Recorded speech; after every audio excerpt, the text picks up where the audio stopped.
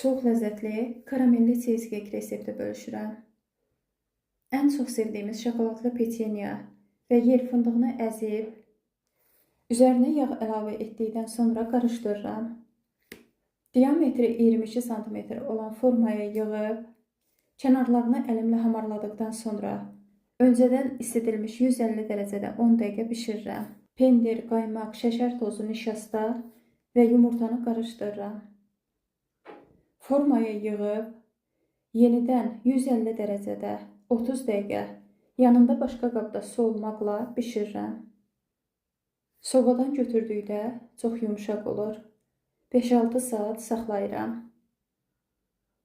Karamelli şirin südün üzərinə yer fındığı əlavə edib qarışdırıb, cheesecake-in üzərinə çəkirəm.